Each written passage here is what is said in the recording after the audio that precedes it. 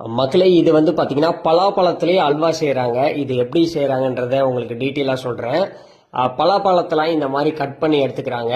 பலாப்பழத்தில் உள்ளே இருக்க கொட்டையெல்லாம் எடுத்துகிட்டு வெறும் பலாப்பழ சொலையை மட்டும் எடுத்து மிக்சியில் போட்டு நல்லா அடிக்கிறாங்கங்க. பார்த்தீங்கன்னா நான் உங்களுக்கு காமிச்சிடுறேன்.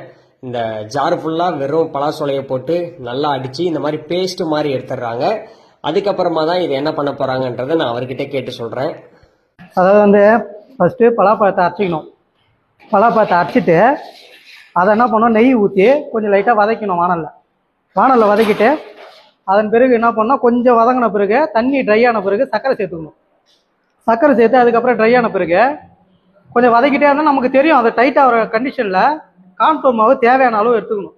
நம்ம எவ்வளோ வைக்கிறோமோ அதுக்கு தகுந்த மாதிரி கார்ன்ஃப்ளவர் மாவு தேவையான அளவு வச்சுக்கிட்டு ரெண்டுத்தையும் டைட் பண்ணோன்னா மிக்ஸ் ஆகி நமக்கு டைட்டாகவே நெய் வந்து தனியாக பிரிஞ்சு வந்த மாதிரி இறக்கி போட்டால் அல்வா ரெடி.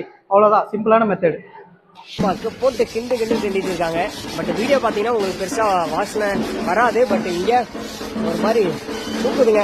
கையெல்லாம் நல்லா ஜோராக போட்டு அடின்னு அடிச்சு தள்ளுறாங்க. பயங்கரமாக இருக்கு. சாப்பிட்ருக்கீங்களா பலா அல்வா அப்படின்றத சொல்லுங்க. ரெண்டு பேர் தான் இந்த ஒர்க்கை பண்ணிட்டு இருக்காங்க. நல்ல வாசனை இருக்குங்க. ஆனால் டேஸ்ட் பண்ண முடியாது. பட் இப்போதைக்கு வாசனை மட்டும்தான்